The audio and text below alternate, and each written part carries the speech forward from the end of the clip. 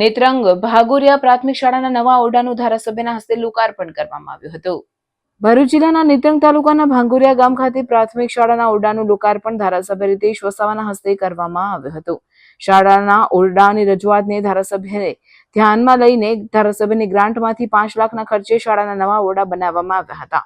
લોકાર્પણ બાદ શાળાના બાળકોને નવા ઓરડામાં અભ્યાસ કરાવવામાં આવશે.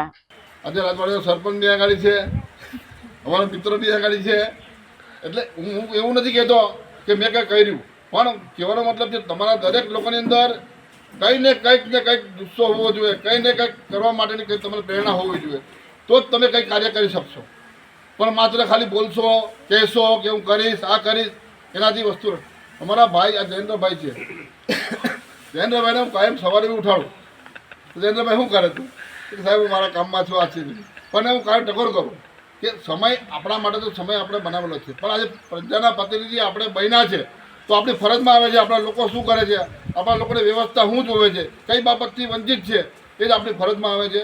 આ સ્કૂલ છે, આ શાળાની અંદર બાળકો તમે બધા ભણજો, સારી રીતના અભ્યાસ કરજો, અને કંઈ પણ કામ હોય કંઈ પણ હોય, કંઈ બી XYZ તો મારો નંબર છે, મારા કાર્યકર્તા છે, બધાનો સંપર્ક કરજો.